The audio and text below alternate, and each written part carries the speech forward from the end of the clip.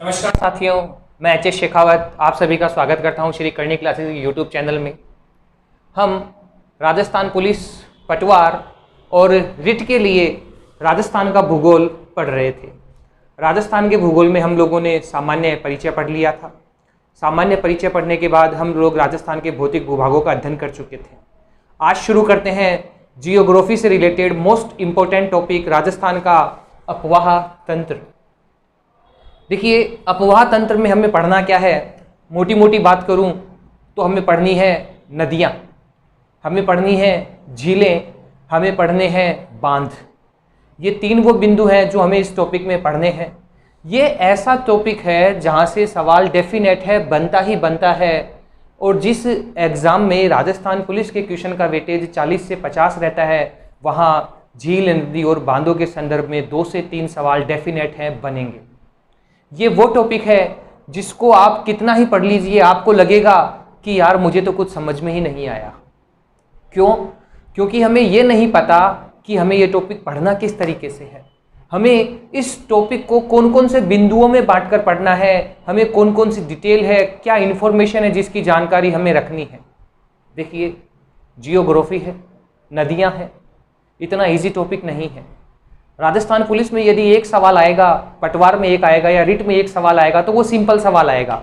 नदी का उद्गम पूछ लेता है, नदी का बहाव पूछ लेता है, नदी का संगम पूछ लेता है।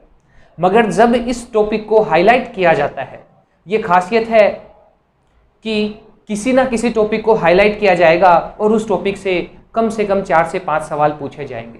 कभी एग्जाम्स में खनिज को हाईलाइट कर देता है, कभी वन को हाईलाइट कर देता है, कभी पशु संपदा को हाईलाइट कर देता है। तो एक टॉपिक हाईलाइट होता है जहां कम से कम 4 से 5 सवाल आते हैं, उस समय दिक्कतों का सामना हो जाता है। क्यों? क्योंकि बेसिक जो 1 या 2 सवाल होते हैं उनका जवाब तो हम दे देते हैं, मगर जब सवालों की संख्या बढ़ती है तो वो डेप्थ में चला जाता है, वहां मल्टीपल चॉइस हो जाती है, क्वेश्चन इतनी गहराई से पूछा जाता है, क्वेश्चन की लैंग्वेज ऐसी होती है कि हम बार बार पढ़ने के बाद भी कंफ्यूज हो जाते हैं।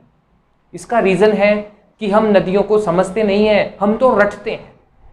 देखिए, रटा हुआ याद होगा, अगर सवाल उसी लैंग्वेज में आएगा तो आप जवाब दे देंगे, मगर जब सवाल की लैंग्वेज आपको कंफ्यूज करने के लिए घुमाई जाएगी, उसी सवाल को किसी अलग तरीके से आपके सामने पेश किया जाएगा, तब आपको सवाल का जवाब आते आते भी वो सवाल गलत हो जाएगा। क्यों? क्योंकि आप लोगों को वो क्यों है इसका नहीं पता, आपको फैक्ट का नहीं पता होता है, रीजन का नहीं पता होता है, क्या कारण है इसका नहीं पता होता है, इसीलिए वो सवाल हमारा गलत हो जाता है। कॉपी पेन लेकर हो जाइए तैयार। आज शुरू करते हैं जियोग्राफी का मोस्ट इंपॉर्टेंट टॉपिक, राजस्थान का अपवाह। तो साथियों, शुरू करते हैं आज का टॉपिक, राजस्थान का अपवाह तंत्र। अपवाह तंत्र में हमें क्या पढ़ना है? अपवाह तंत्र में हमें बात करनी है नदियां, झीलें और बांध की। एक एक पॉइंट अच्छे से पढ़ेंगे, डीपली पढ़ेंगे। और मैं आपको पहले भी कह चुका हूं कि कॉपी पेन अपने साथ रखिए, सारी की सारी जानकारी बोर्ड पे लिखना संभव नहीं है, इससे वीडियो की लेंथ बढ़ जाएगी, आपको बोरियत फील होने लग जाएगी। तो फैक्ट की ऑन बोर्ड बात करेंगे, एक्स्ट्रा इन्फॉर्मेशन मेरे द्वारा साथ की साथ दी जाएगी। कॉपी पेन अपने साथ रखिए और एक्स्ट्रा इन्फॉर्मेशन को आप नोट डाउन करते रहिए। देखिए, बार बार पढ़ने से अच्छा है कि आप पहले एक बार ढंग से अच्छे से नोट्स तैयार करें और फिर आप उन नोट्स का बार बार अध्ययन करें, तभी आपको सफलता मिलेगी। तो देखिए, राजस्थान का जो अपवाह तंत्र है, यहां सबसे पहले तो हम बात करते हैं अपवाह की। ये अपवाह क्या होता है? हम लोगों ने बात की थी धरातल की, स्थलीय क्षेत्र की।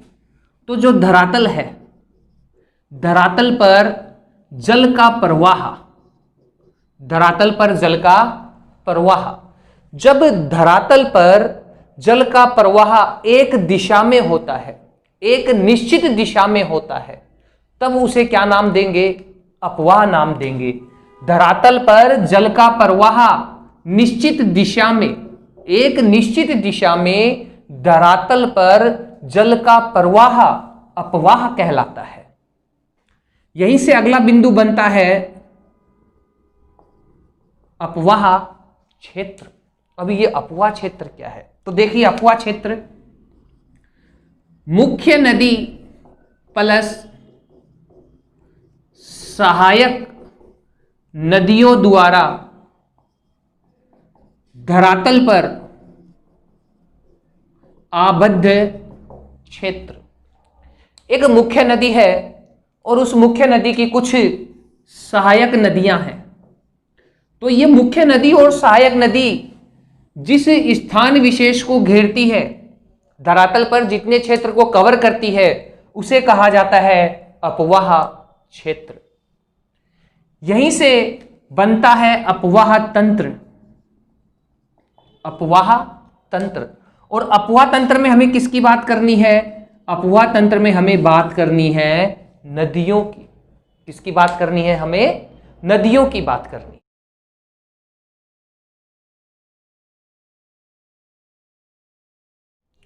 देखिए, अपवाह तंत्र पढ़ने से पहले हम थोड़ी बेसिक जानकारी ले लेते हैं विश्व में जल संसाधन की। राजस्थान पुलिस में डायरेक्ट सवाल पूछा जा चुका है, विश्व में जल की उपलब्ध मात्रा। तो देखिए, हम लोगों ने पढ़ा था कि जब पृथ्वी उत्पत्ति हुई उस समय पृथ्वी पर एक स्थल भाग था और पृथ्वी पर एक जल भाग था। इन दोनों के क्या नाम हैं? आप मुझे कमेंट बॉक्स में बताएंगे कि स्थलीय भूभाग को क्या नाम दिया गया और जलीय भूभाग को क्या नाम दिया गया। हिंट दे देता हूं मैं आपको, पेंजिया और पैंथालासा। नाम सुनने में बड़े इजी लगते हैं मगर कंफ्यूजन हो जाता है, पेंजिया की जगह हम पैंथालासा कर देते हैं। तो उस कंफ्यूजन को क्लियर कर लेना, स्थलीय भूभाग और जलीय भूभाग को क्या नाम दिया गया। तो विश्व में जल संसाधन, अगर मैं बात करूं कुल जल संसाधन की, तो देखिए विश्व में कुल जल संसाधन है 71%। तो इसका मतलब स्थल कितना हो गया? स्थल हो गया 29%। जल कितना है? 71% है और स्थल कितना है? यह है 29%।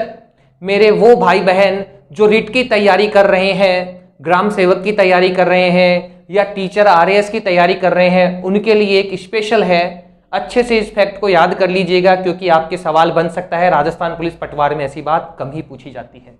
तो विश्व में जो 71% जल है, विश्व में जो 29% स्थल है, ये बताया किसने?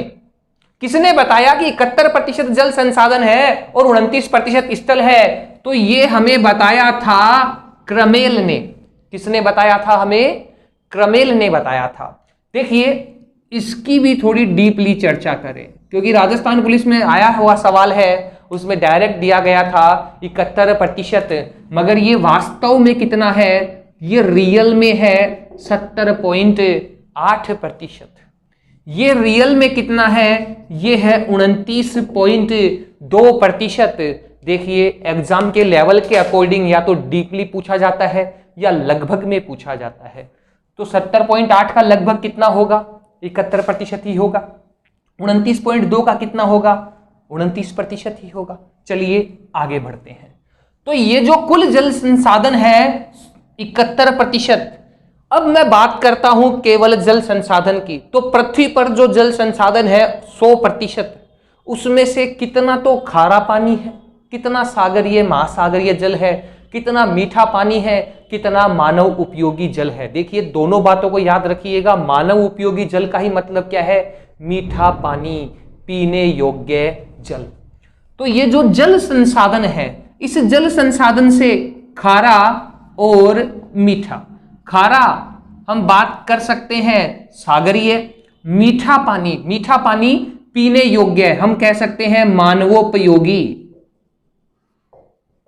मानवोपयोगी। तो देखिए, अगर मैं जल संसाधन को 100% मानता हूं तो इसका लगभग 97.3%, कुल जल संसाधन का कितना? 97.3% खारा पानी है जो हमारे काम का नहीं है, सागरीय जल है। मीठा पानी या मानव उपयोगी कितना है?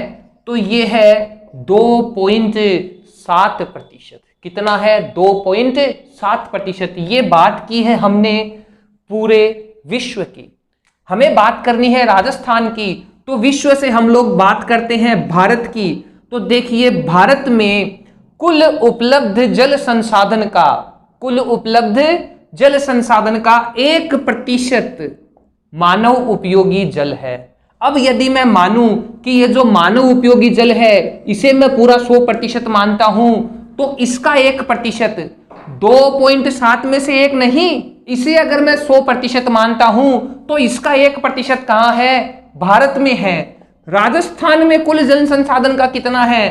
तो राजस्थान में भारत के कुल जल संसाधन का कितना है? 1%।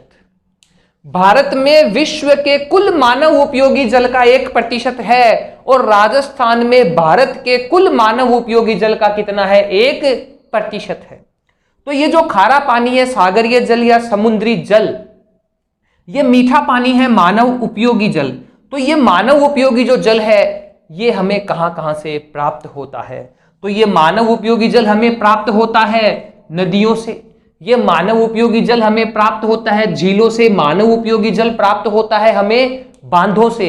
इसके अलावा ये कहां से प्राप्त होता है? तो ये हमें प्राप्त होता है नलकूपों से, ये हमें प्राप्त होता है कुओं से, ये हमें प्राप्त होता है तालाबों से। आपने देखे होंगे हिम के विशाल हिमखंड, ग्लेशियर, उनसे। अब आप सोच लीजिए कि राजस्थान जल संसाधन की दृष्टि से कैसा राज्य है।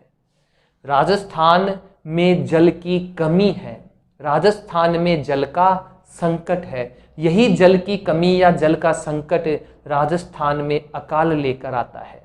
हम पढ़ेंगे राजस्थान के अकाल, तब हम चर्चा करेंगे राजस्थान की अकालों की। अकाल से आप मुझे कमेंट बॉक्स में बताएंगे कि छप्पनिया अकाल राजस्थान में कब आया? छप्पनिया अकाल राजस्थान में कब आया? यहां भी कंफ्यूजन है ईसवी और विक्रमी संवत का। तो देखिए हम लोगों ने देख लिया है कि राजस्थान जल संसाधन की दृष्टि से कैसा राज्य है, एक गरीब या निर्धन राज्य है। तो जब हमारे देश को आजादी मिली 1947 में, तब सरकार ने राजस्थान की स्थिति देखी तो पता चला कि यहाँ तो जल की कमी है। तो राजस्थान में जल के संरक्षण के लिए, राजस्थान में जल की उपलब्धता करवाने के लिए एक अलग से बोर्ड का निर्माण किया गया। इसका निर्माण या इस बोर्ड का गठन किया गया था 1950 में। ये गठन किसने किया था? उस समय ये गठन किया था केंद्र सरकार ने। इसे क्या नाम दिया गया? तो इसे नाम दिया गया था भूमिगत जल बोर्ड। क्या नाम दिया गया इसे? भूमिगत जल बोर्ड नाम दिया गया। अच्छे से याद कर लीजिएगा, केंद्र सरकार ने इसका गठन किया था 1950 में, नाम दिया गया था भूमिगत जल बोर्ड। समय के साथ साथ ये अपना कार्य सुचारू रूप से जारी रखता है और 1973 में, कब की बात है? ये बात है 1973 की। 1973 में इसी भूमिगत जल बोर्ड का नाम बदल दिया गया और इसका नाम रख दिया गया भूजल बोर्ड विभाग। क्या नाम रख दिया गया इसका? 1973 में इसका नाम बदल कर रख दिया गया भूजल बोर्ड विभाग। साथियों ये दोनों एक ही है, बस नाम परिवर्तन किया गया है, मगर हमारे लिए तो दो क्वेश्चन बन गए। अगर पूछा जाए भूजल बोर्ड तो कब आया ये अस्तित्व में? 1973। अगर पूछा जाए भूमिगत जल बोर्ड तो ये अस्तित्व में कब आया? ये अस्तित्व में आया 1950 में। मोस्ट इंपॉर्टेंट, इसका कार्यालय कहाँ है? इसका कार्यालय कहाँ है? इसका मुख्यालय कहाँ है? तो ये कहाँ है? ये है साहब हमारे जोधपुर में। कहाँ है? जोधपुर में। जी हाँ, कुछ भाइयों को तो याद भी आ गया होगा कि sir last year Rajasthan police में जोधपुर का उपनाम ब्लू सिटी पूछा गया था। और कुछ दिन पहले हमने बात भी की थी कि जोधपुर का 12 मई को कौन सा स्थापना दिवस मनाया गया था। देखिए ये वही जोधपुर है जिसे सन सिटी भी कहते हैं। ये वही जोधपुर है जो मेहरानगढ़ के लिए फेमस है। ये वही जोधपुर है जो मारवाड़ रियासत कहलाता था। चलिए आगे बढ़ते हैं। साथियों इसे आप अच्छे से रट लेना, और मैं ये कहूँगा कि इसे नहीं रटना है, इसके जैसे जितने भी सवाल हैं उन सभी सवालों को आप अच्छे से रट लेना, अच्छे से याद कर लेना। श्योर है कि किसी ना किसी नीति के संबंध में सवाल जरूर पूछा जाएगा। कभी वन नीति पूछी जाती है, कभी पर्यावरण नीति पूछी जाती है। हमने अभी पिछली क्लासों में देखा था कि जो जो करंट के बिंदु हैं उनसे भी रिलेटेड सवाल बन रहे हैं। तो उस टॉपिक को याद रखिए, उस टॉपिक के साथ बनने वाले करंट के सवालों को भी याद रखिए। हमने देखा कि पिछले एलडीसी के पेपर में पूछी गई थी खनिज नीति, ऐसे ही पूछी गई थी उद्योग नीति। तो ये जो नीतियां हैं जो सरकार बनाती है उस क्षेत्र के विकास के लिए, इन्हें आप जरूर याद रख लीजिएगा। जैसे जैसे हम क्लासों को पढ़ते जाएंगे वैसे वैसे नीतियां आपके सामने आती जाएगी। मैं कहूँगा कि इन्हें आप क्रमबद्ध कर लीजिए। अपनी नोटबुक के एक पेज पे जितनी भी नीतियां हैं उन सभी को लिख लीजिए। आपको अच्छे से याद करनी है। क्यों? क्योंकि हमें एक भी नंबर नेगेटिव नहीं लेना है, हमें पॉजिटिव लेना है। कोशिश करनी है कि एक भी सवाल हमारा ना छूटे। तो देखिए, बात करते हैं राजस्थान की जल नीति। तो राजस्थान, हमारी राज्य सरकार के द्वारा जल नीति कब घोषित की गई? तो राज्य सरकार के द्वारा जल नीति घोषित की गई 18 फरवरी 2010 को। रट लीजिए, जल नीति कब घोषित की गई? ये घोषित की गई 18 फरवरी 2010 को। अभी हमने देखा कि केंद्र सरकार के द्वारा एक अलग से मंत्रालय भी बनाया गया है, जल संसाधन मंत्रालय। आप मुझे बताएंगे उस जल संसाधन मंत्रालय का प्रमुख किसे बनाया गया है? उनका संबंध राजस्थान से है। सवाल है, इसका जवाब आप कमेंट बॉक्स में देंगे मुझे कि वर्तमान में जल संसाधन मंत्रालय के प्रमुख कौन है, उसके मंत्री कौन है। चलिए साथियों, आगे बढ़ते हैं और बात करते हैं हमारे मेन टॉपिक की, राजस्थान का अफवाह तंत्र। देखिए, अफवाह क्षेत्र के आधार पर राजस्थान की नदियों का विभाजन, आप कह सकते हैं राजस्थान का अफवाह तंत्र। तो देखिए, जो राजस्थान का अफवाह तंत्र है इसे 3 भागों में हम बांटते हैं। कितने भागों में बांटते हैं? इसे हम बांटते हैं 3 भागों में। तो ये 3 भाग कौन कौन से हैं? तो देखिए, सबसे पहले जो मोस्ट इंपॉर्टेंट है ये है आंतरिक अफवाह तंत्र। आंतरिक अफवाह तंत्र, नाम से ही पता चल रहा है आंतरिक, अंदर। दूसरा, अरब सागरीय अफवाह तंत्र। कौन सा अफवाह तंत्र? अरब सागरीय अफवाह तंत्र। साथियों, तीसरा है बंगाल की खाड़ी का अफवाह तंत्र।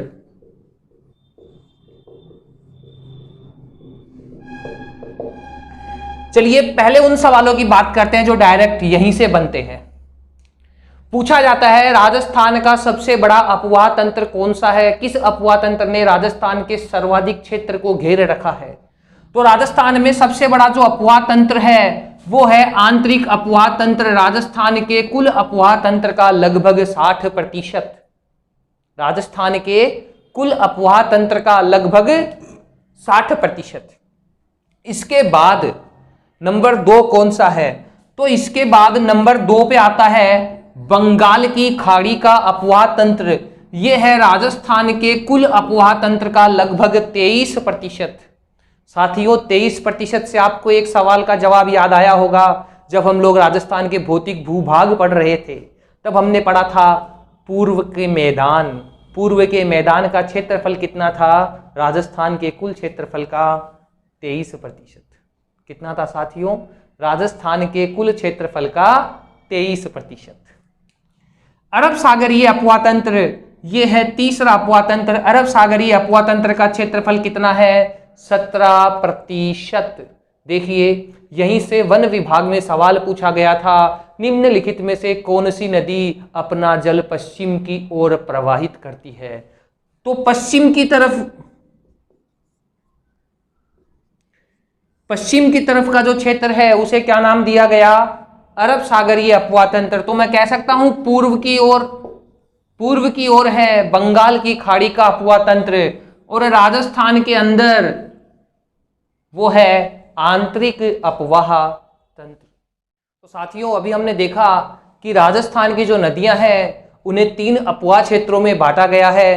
पहला सवाल तो यही बन जाता है कि कौन सी नदी आंतरिक अपवाह तंत्र की है, कौन सी नदी आंतरिक अपवाह तंत्र की नहीं है, कौन सी नदी का संबंध अरब सागरीय अपवाह तंत्र से है, कौन सी नदी का संबंध बंगाल की खाड़ी के अपवाह तंत्र से है।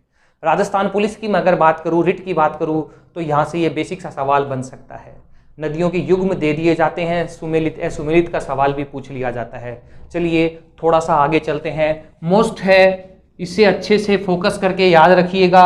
अपनी नोटबुक में रेड लाइन के ऊपर ही ऊपर, अपने पेज के ऊपर ही ऊपर इस लाइन को लिखना है साथियों। देखिए, राजस्थान की जो नदियां हैं उनका भी विभाजन किया गया है। अपवाह क्षेत्र के आधार पे तो हमने बात कर ली, मगर हमें पढ़नी कौन कौन सी प्रमुख नदियां हैं उनकी बात करते हैं। तो जो राजस्थान की नदियां हैं, राजस्थान की नदियां, इन नदियों को 13 प्रमुख जल ग्रहण क्षेत्रों में बांटा गया है। कितने क्षेत्रों में बांटा गया है? राजस्थान की नदियों को 13 प्रमुख जल ग्रहण क्षेत्रों में बांटा गया है। इसका मतलब हमें मोस्ट इंपोर्टेंट वो जो 13 नदियां हैं उनकी डिटेल से चर्चा करनी है। अब आगे देखिए, ये जो 13 प्रमुख जल ग्रहण क्षेत्र हैं, इसके अतिरिक्त 59 उप क्षेत्र हैं। तो राजस्थान की जो नदियां हैं उनका विभाजन कितने प्रमुख जल ग्रहण क्षेत्रों में किया गया है? जल ग्रहण क्षेत्र 13 जल ग्रहण क्षेत्र हैं। कितने उप क्षेत्र हैं? ये 59 उप क्षेत्र हैं। चलिए साथियों, अगले पॉइंट की ओर बढ़ते हैं। जल विभाजन रेखा। देखिए, राजस्थान में जल विभाजन का कार्य कौन करता है? हम लोगों ने राजस्थान के भौतिक भूभाग पढ़े थे, तब हमने बात की थी कि अरावली पर्वतमाला राजस्थान में जल विभाजन रेखा का कार्य करती है। तो राजस्थान में जल को विभाजित करने का कार्य कौन करता है? राजस्थान में जल को विभाजित करने का कार्य अरावली पर्वतमाला करती है। भारत की दृष्टि से अगर देखा जाए तो एक ओर है सिंधु नदी तंत्र, दूसरी ओर है गंगा नदी तंत्र। मैं कह सकता हूं कि अरावली के पश्चिम में अरब सागर, अरावली के पश्चिम में अरब सागर, तो भारत की कुछ नदियों को तो ये अरब सागर की ओर प्रवाहित कर देती है। अरावली के पूर्व में बंगाल की खाड़ी, तो एक और ये नदियों को बंगाल की खाड़ी की ओर प्रवाहित कर देती है। यदि अरावली पर्वतमाला नहीं होती तो ये जो नदी तंत्र है इनका जल कहाँ रहता? इनका जल भारत के मध्य में रहता, राजस्थान में रहता, उत्तर के विशाल मैदानों में रहता, और ये क्षेत्र वर्तमान में दलदली क्षेत्र हो जाता, जलमग्न रहता। राजस्थान की बात करूं तो राजस्थान की जो नदियां हैं, राजस्थान की नदियों को विभाजित करने का कार्य कौन करता है? तो राजस्थान में ये कार्य अरावली पर्वतमाला कर रही है। तो राजस्थान की एक और तो ये नदियों को कहाँ भेज देती है? बंगाल की खाड़ी में। एक और कहाँ भेज देती है? अरब सागर में। तो अरावली पर्वतमाला के ऊपर की अगर मैं बात करता हूँ, अरावली पर्वतमाला के ऊपर उत्तर पश्चिम की अगर मैं बात करता हूँ, तो ये नदियों को कहाँ भेज देती है? अरब सागर में। अरावली पर्वतमाला के नीचे बात करूँ, दक्षिण पूर्व की बात करूँ, तो ये नदियों को कहाँ भेज देती है? बंगाल की खाड़ी में। कहाँ भेज देती है? बंगाल की खाड़ी में। इस बात को समझिएगा कि सवाल ये भारत के संदर्भ में पूछ रहा है या राजस्थान के संदर्भ में पूछ रहा है, क्योंकि ये सवाल एक बार पूछा जा चुका है। पूछा गया था अरावली पर्वतमाला किन नदी तंत्रों को विभाजित करती है, तो उसका राइट आंसर था सिंधु नदी तंत्र और गंगा नदी तंत्र। देखिए, वहां नदी तंत्र की बात की गई थी, ऑप्शन में लूणी और ऑप्शन में बनास भी था। ये लूणी बनास, इनसे भी बड़ा नदी तंत्र किसका बन रहा है? सिंधु और गंगा का। क्यों? क्योंकि बनास तो खुद चंबल में गिरेगी, चंबल यमुना में, और यमुना अपना जल कहाँ ले जाएगी? गंगा नदी में ले जाएगी। तो बनास भी किस नदी तंत्र की है? गंगा नदी तंत्र की है। तो सवाल की लैंग्वेज को समझिए कि वो राजस्थान के संदर्भ में पूछ रहा है या भारत के संदर्भ में पूछ रहा है। तो चलिए बात कर लेते हैं जल विभाजक रेखा की। महान भारतीय जल विभाजक रेखा अभी हमने बात की थी जल को विभाजित करने का कार्य कौन करता है, अपवा तंत्र को विभाजित करने का कार्य कौन करता है, अरावली पर्वतमाला कार्य करती है। जो महान भारतीय जल विभाजक रेखा है इसकी राजस्थान में क्या स्थिति है। देखिए पटवार की दृष्टि से ये क्वेश्चन मोस्ट इंपोर्टेंट बनता है, क्योंकि पूछा जाएगा कि किस जिले से होकर नहीं गुजरती, किस स्थान से होकर नहीं गुजरती। सवाल पूछा जा चुका है राजस्थान में ये किस जिले से प्रवेश करती है, किस जिले से ये प्रवेश करती है। तो चलिए राजस्थान के नक्शे में हम कोशिश करते हैं ये पहचानने की कि महान भारतीय जल विभाजक रेखा कहाँ से कैसे गुजर रही है। साथियों, राजस्थान का भूगोल यदि आपको समझना है तो नक्शे की आप बार बार प्रैक्टिस कीजिए। आपको जब तक ये पता नहीं होगा कि नक्शे में कौन सा जिला कहाँ है तो आप सवाल का जवाब नहीं दे पाएंगे।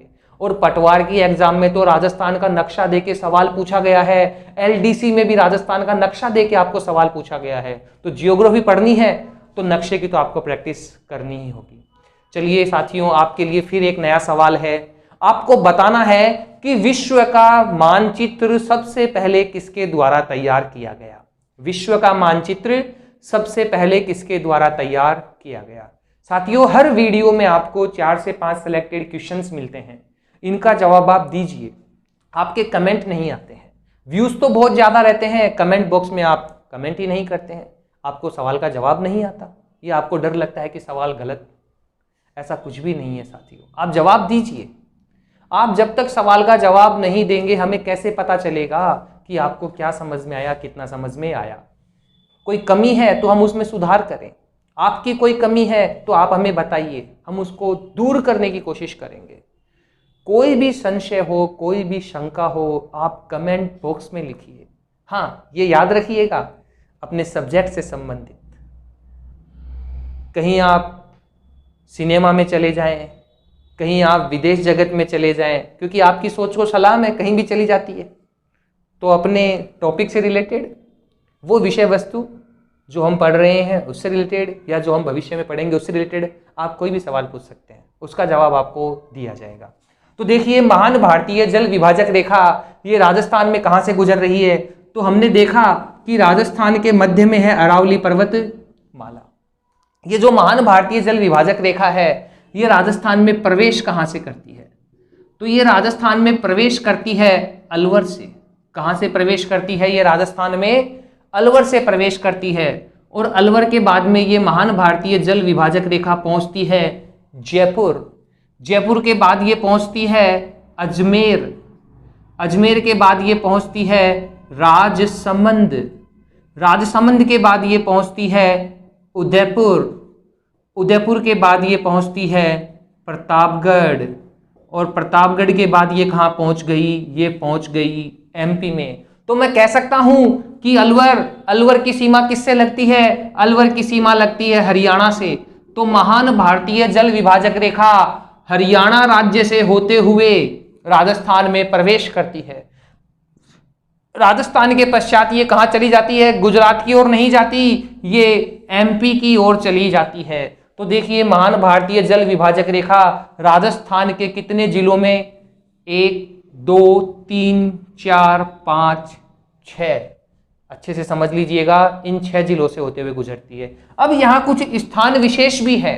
तो देखिए, जयपुर में ये कहाँ से गुजरती है? जयपुर में ये गुजरती है सांभर से। अजमेर में कहाँ से गुजरती है? अजमेर में गुजरती है ये ब्यावर से। राजसमंद में कहाँ से गुजरती है? राजसमंद में गुजरती है ये देवगढ़ से, कुंभलगढ़ से। उसके बाद उदयपुर में ये गुजरती है उदय सागर झील से। कौन सी झील से? उदय सागर झील से। उसके बाद प्रतापगढ़ में ये कहाँ से गुजरती है? प्रतापगढ़ में गुजरती है बड़ी सादड़ी। देखिए, बड़ा प्रसिद्ध स्थान है बड़ी सादड़ी। यहीं के थे झाला अज्जा और झाला बीदा, जिन्होंने राणा सांगा और महाराणा प्रताप की सहायता की थी। उनके लिए अपने प्राणों का बलिदान दे दिया था।